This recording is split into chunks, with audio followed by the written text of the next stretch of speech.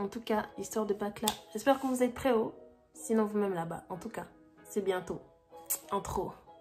Ça rime même un genre. C'est bientôt. Intro.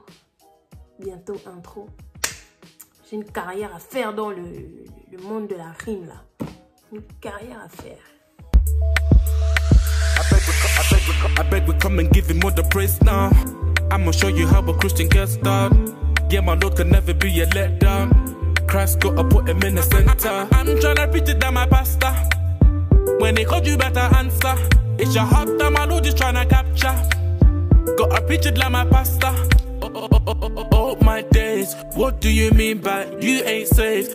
Hello people, what's up, what's good, what's going on? C'est Sabrina et aujourd'hui je vous retrouve avec une nouvelle vidéo. Comme vous l'avez compris au titre, cette vidéo va parler du bac. Oui, j'ai enlevé mes lunettes, ça fait un reflet. Super. Si je fais cette petite vidéo aujourd'hui, c'est pour vous raconter un peu mon expérience avec le bac. Oui, le bac, ce diplôme qui change les vies, ce diplôme qui ouvre des portes, ce diplôme qui nous stresse énormément, beaucoup. Donc aujourd'hui, je vais vous raconter mon expérience avec mon bac, comment ça s'est passé, comment je l'ai préparé et au final, la proclamation. Let's go! Donc déjà, moi, le bac, comment je l'appréhendais? Je ne sais pas trop. J'étais stressée, comme tout le monde, tout au cours de l'année. On vous le rabâche un peu tout le temps. Les profs, etc. N'oubliez pas que c'est pour préparer votre bac. Si vous n'écoutez pas, c'est votre problème. À la fin de l'année, vous allez échouer. Voilà. Ouais, non. Quand je suis arrivée en terminale, déjà, j'étais en terminale semi-scientifique. Pour les non-gabonais, en gros, les plus gros coefficients vont être en philo, en français et en maths. Malheureusement ou heureusement pour moi, dans ma classe, on avait les profs les plus sévères, les plus compliqués dans ces trois matières principales là. Donc, tu te dis, mais wow, ça commence bien, dis donc. Dis donc. Je vais en cours tous les jours.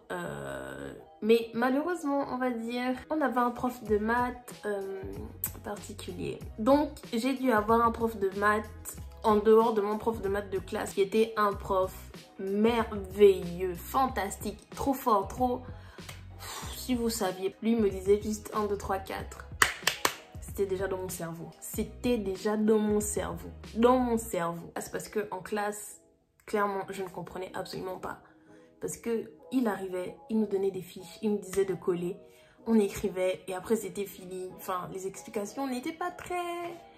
Voilà, sans dénigrer, hein, sans dénigrer, mais en tout cas, ceux qui étaient dans ma classe, même vous savez, le prof de maths là. Donc voilà, globalement, tout au long de l'année, j'ai suivi les cours, rien de spécial. J'avais juste fait un carnet de fiches. Attendez, je vais vous montrer un exemple. Donc ça se présente comme ça. Et dedans, j'avais fait toutes les fiches pour histoire, philo, français, maths, avec les chapitres principaux que je devais apprendre tout au long de l'année. Pour moi, c'était plus simple. Déjà, faire la fiche, ça m'aidait à me remémorer et à faire en sorte que ça rentre dans ma tête. Et ensuite, pour lire, c'était un peu plus simple, un peu plus facile, un peu plus rapide. Mon lycée avait aussi instauré la prépa. Donc, c'est après les cours. Vous y allez, vous avez les mêmes cours, mais un peu plus approfondis, avec plus d'exercices, etc. Donc, ma mère m'avait inscrite à la prépa. C'était chouette, ça m'a vraiment aidé à voir d'autres choses, à comprendre mieux. Je faisais des groupes avec des amis qui venaient chez moi où on se retrouvait à l'école pour étudier tous ensemble. Donc, on va dire, c'est un peu plus motivant que parfois étudier seul. Parce qu'on peut faire des pauses pour rigoler et après on revient au sérieux si l'un ne comprend pas. L'autre a compris et donc explique pour le coup. Donc, voilà.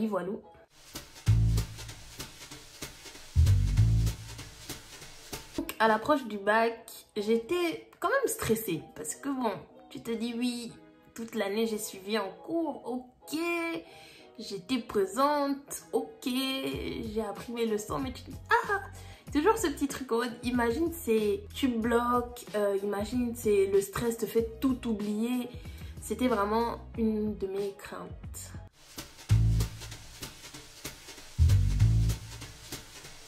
Et je me rappelle que pendant le bac, en fait ça se passait dans un autre quartier qui n'était pas le mien, mais il y avait une de mes mamans qui vivait là-bas. Et du coup, le matin, je suis arrivée devant mon centre, j'arrivais plus tôt parce que ma mère me déposait, on arrivait plus tôt. Et je lui ai dit, maman, j'ai envie d'aller aux toilettes. Donc on est allé chez mon autre maman, je suis allée aux toilettes. On est revenu devant le centre, j'avais encore envie. On a fait ça 3 fois en tout, tellement j'étais stressée, mais vraiment j'étais stressée. Si je me rappelle bien, je crois qu'il y avait 3 ou 4 jours, du coup, de bac pour les matières et ensuite à la fin il y avait l'oral d'anglais. Le premier jour, alors le premier jour ça a commencé directement avec la philo si je me rappelle bien. Ce jour-là, je crois, non je ne crois pas, j'en suis sûre, j'ai refait 5 fois ma copie de philo parce que je voulais que mon écriture soit parfaite, que j'ai bien sauté la ligne, que ceci, cela. Vraiment, j'étais tellement perfectionniste, mais au moins, j'avais fini l'épreuve, donc c'était chouette. La veille de ce jour-là, je suis rentrée chez moi et on devait préparer le lendemain pour les maths que je redoutais, en effet. Et du coup, il y avait mon frère, il y avait ma mère et je sais pas, mon frère essayait de m'aider, de me rafraîchir un peu la mémoire pour le lendemain matin, mais j'étais tellement stressée, j'ai commencé à pleurer. Mais quand je vous dis pleurer, c'est pleurer. Ma mère était en mode, mais pourquoi tu pleures? Elle commence aussi à stresser en mode, mais si tu stresses, moi aussi je stresse. Je dis, mais si tu stresses, ça me stresse encore plus. Comment on fait?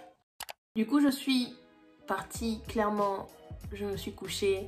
Je me suis dit, écoute Sabrina, t'as été en cours, non, t'as compris. Comment ça vient se passer, ne stresse pas. Le lendemain, j'ai fait mon épreuve de maths. J'étais comme ça.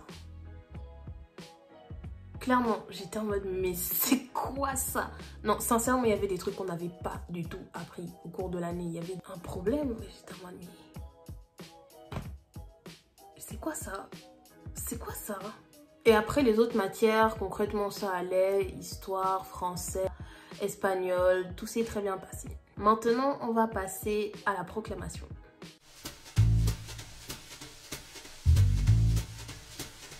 Alors, quand j'ai fini mon bac, j'ai tout relâché. Et maintenant, tu penses à, ok, imagine je l'ai pas. It was at this moment that he knew. He fucked up. Et là, tu te dis, c'est pas possible que tu ne l'aies pas. Il faut que tu l'aies. Non, tu ne peux. Tant tu sais que Sabrina, ta vie est finie si tu n'as pas ton bac. Donc, ne pense même pas au fait que tu l'aies pas. Mais il y avait quand même une part dans ma tête qui me disait, et si tu l'as pas, et si tu l'as pas, et si tu l'as pas. Le plus stressant encore, c'est que la semaine de la proclamation, mon frère qui était dans une autre ville est venu en fait. Et du coup, on était tous là, mon frère, mes nièces, mon autre frère, ma belle-sœur, mon neveu, mon père, ma mère. J'étais en mode, mais ils sont tous là. On est tous dans la maison. Maintenant, si je rate, l'ambiance va être bizarre. Hein. Ça va être un genre là. Oh. La veille de la proclamation, j'ai dormi avec ma mère. Et c'est pas à un moment donné de la nuit comme ça. Ma mère, elle me réveille, elle me dit, demain c'est à quelle heure? Et je lui ai dit, je crois, ouais, c'est 14 h, un truc du genre. Elle m'a dit, t'es sûre? J'ai dit, ouais. Du coup, après, on se rendort. Moi, je me réveille. Je commence à pleurer en mode, imagine, je l'ai pas. Imagine, je l'ai pas, je l'ai pas. Imagine, je l'ai pas. Après, je me rendors. Et je me réveille encore. Et je me dis, non, Sabrina, tu l'as, tu l'as, tu l'as. J'ai commencé à faire toutes mes prières. Seigneur, s'il te plaît, il faut que j'ai ce bac. J'ai pas envie de ne pas avoir ce bac, s'il te plaît. Je me suis endormie, je me suis encore réveillée. Imagine, je ne l'ai pas. Imagine un instant que je ne l'ai pas. J'ai fait ça vraiment toute la nuit. Toute la nuit, c'était stressant. Le lendemain matin, voilà, je me réveille. Et je me dis, ok, cet après-midi, mon sort est scellé. Je commence à stresser, je pense à toute ma vie. Je me dis, imaginons, on ne dit pas ton nom. Parce que, en fait, la proclamation au Gabon, c'est pas comme celle en France. En France, je crois qu'on affiche directement. Mais au Gabon, en fait, il y a un monsieur qui a un micro, qui se tient debout et qui dit... Alors, maintenant, on va passer au bachelier admis d'office. Série économique. Numéro 1482. Numéro 1482. 84. Ça se passe comme ça en fait. Donc, il peut même, sans faire exprès, sauter ton nom, sauter ton numéro, parce que c'est par numéro, on ne dit pas les noms, on dit les numéros de candidats. C'est d'autant plus stressant parce que c'est un monsieur qui a son micro qui dit si tu l'as ou si tu l'as pas, et s'il ne cite pas ton numéro, ou bien si tu as un doute d'avoir bien entendu, de ne pas avoir bien entendu. Voilà, mais juste après on affiche quoi, mais tellement tout le monde se rue sur les feuilles que il y a des moments où tu arrives, la feuille elle est déchirée, je sais pas. Pour aller à mon centre où on faisait la proclamation, je me disais que ma mère allait m'amener. Elle me dit non. Elle était tellement stressée qu'elle m'a dit non, tu y vas avec ton frère. J'ai fait mais tu ne nous déposes pas? Elle dit non. J'ai fait ok, d'accord. Donc avec mon frère, on s'en va, on prend un taxi. Mais déjà, prendre un taxi, c'est la guerre parce que j'imagine qu'on n'était pas les seuls à aller à cet endroit-là, ce jour-là. Je ne sais pas ce qui s'est passé, mais en tout cas, on n'a pas eu un taxi rapidement. On a dû attendre, demander plusieurs fois, négocier. C'était un truc de ouf. Finalement, un taxi nous prend, on monte. C'est pas... Il y a les bouchons, les gars. Donc, en fait, déjà, j'étais en retard parce qu'on n'arrivait pas à trouver de taxi. En plus, je suis en retard parce qu'il y a les bouchons. Et j'étais dans le taxi en mode, mais... What is that? Et il y a mon frère à côté, il est en mode... Ah, tu stresses. Boum, boum, boum, boum, boum, boum. Tellement pas drôle. C'est tellement pas drôle. Ma vie est en jeu, là. Oh. Donc, le taxi comprend que c'est une urgence. Il essaye de prendre un peu des raccourcis. Même dans les raccourcis, là, il y avait des bouchons. Je comprends rien. Finalement, on arrive à mon centre. On voit des gens qui commencent à danser, chanter. Je me dis, mais me dis pas que j'ai raté ma proclamation. Je fais, mais non. Et du coup, on voit le fameux monsieur avec le micro. On se dirige vers lui. On lui dit, du coup, comment ça se passe? Écoutez, la proclamation est finie, hein, mais on va afficher les noms dans quelques secondes, là. Au moment où il dit ça, on tourne la tête. On voit un monsieur avec les tableaux, avec les fiches. Et franchement, j'aurais tellement aimé que quelqu'un nous filme. C'était épique, digne d'un film. Mon frère, il prend ma main comme ça. On commence à courir parce qu'il y a plein d'autres personnes aussi qui courent vers le tableau pour aller regarder. On court, main dans la main. On arrive, il me laisse sur le côté. Il y va pour aller se battre avec tout le monde pour voir mon nom, voir comme ça, pousser les gens. Pardon, excusez-moi, je dois voir le nom de ma petite sœur. Pendant qu'il est en train de se battre dans la foule, moi je suis là sur le côté en mode... Seigneur, s'il te plaît. Pardon, s'il te plaît, je ne peux pas.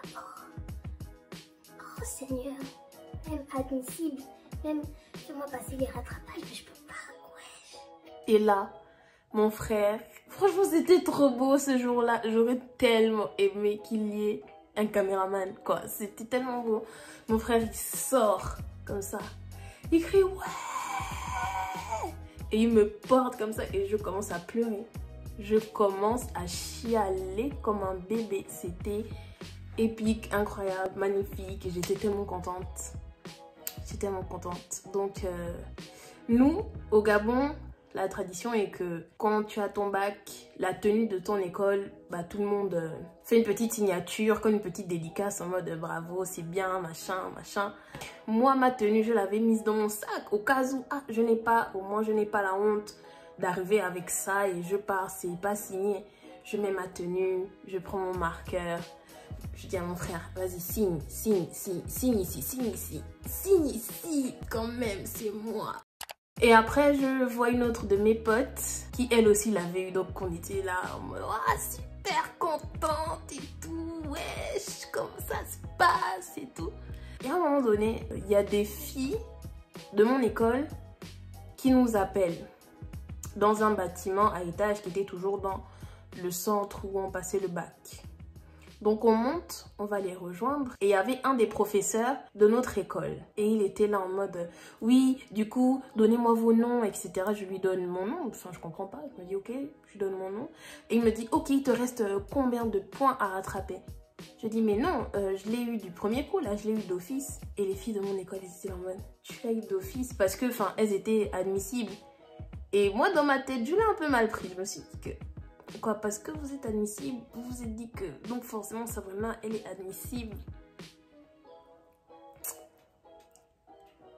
Je sais pas, je savais pas comment le prendre parce que elles m'ont appelé parce qu'elles étaient sûres que j'étais admissible. Mais tout simplement, en fait, c'est pour vous dire que c'est pas parce que vous ne voyez pas quelqu'un faire quelque chose que cette personne ne le fait pas. Parce que moi, en terminale, quand j'étais à l'école, je vivais ma vie normalement, je rigolais avec mes amis. Et il y avait certains qui tout le temps à l'école, ils révisaient. Tous les jours, ça mettait des stories en mode oui, je révise, etc. etc. Moi qui montrais que je faisais des playbacks, que je regardais les anges. Clairement, elle ne me voyait, elle n'était pas chez moi. On ne montre que ce qu'on a envie de montrer et il ne faut pas sous-estimer les gens. Lâchez le micro, c'était tout pour moi, ciao. Et ça, c'est un piège dans lequel beaucoup tombent. Parce que par exemple, ils vont, je sais pas, imaginons, aller à une soirée avec un pote la veille d'un examen, d'un devoir de classe ou quoi que ce soit. Ils vont se dire, mais il est là, donc il n'y a pas de souci, on est tous les deux dans le même problème. Alors que non, après cette soirée, ton ami, il va prendre du café ou un truc pour rester éveillé, pour réviser pour le lendemain. Alors que toi, tu te seras endormi en te disant, je ne serai pas le seul, etc. Et tu te retrouves un peu bête avec une mauvaise note. Et ton pote avec une bonne note. Et voilà. Comme le disait la voix dans Secret Story, méfiez-vous des apparences. Les moutons marchent ensemble, mais n'ont pas le même prix. Du coup, après, je suis rentrée chez moi. J'ai annoncé la nouvelle à toute ma famille. Tout le monde était content. On a fait la fiesta. Félicitations, etc. etc. Donc j'étais très contente, énormément contente. Et voilà, c'était moi, mon histoire avec le bac. J'espère que ça vous aura plu. Le bac, c'était une très belle expérience. Je n'aimerais pas revivre ça parce que le stress de ça... Non, merci. Non, pas encore. Non, merci beaucoup. C'était bien une fois. L'expérience est bien passée. Merci Seigneur, je ne veux pas refaire. C'est bon, merci. Merci beaucoup. Et j'espère que vous aussi, votre expérience se passera bien, que vous l'aurez. Mais restez toujours positif, ne baissez jamais les bras, n'y allez pas au talent. Ça, c'est peut-être une phrase de daron, mais suivez les cours dès le début. Franchement, si vous êtes concentré dès le début, bah après, c'est une machine qui se suit et qui est bien. Alors que si vous êtes un peu... Bah, la chute est un peu... Donc, suivez dès le début. En tout cas, j'espère que vous l'aurez. Et si vous ne l'avez pas, ça ne veut pas dire que vous êtes plus bête que quelqu'un ou quoi que ce soit. C'est juste que bah, peut-être il y a eu un moment d'inadvertance sur un sujet ou je sais pas. Mais en tout cas, ne baissez pas les bras même si vous ne l'avez pas. Vous pouvez le repasser. Merci à tous d'avoir regardé cette vidéo. N'oubliez pas, regarder c'est bien, mais s'abonner c'est mieux. Donc n'oubliez pas de vous abonner, de liker, de commenter et de partager. À toutes les personnes qui passent le bac, hein, force à vous. Et voilà. Bisous. Ciao. I beg we come and give him all the praise now.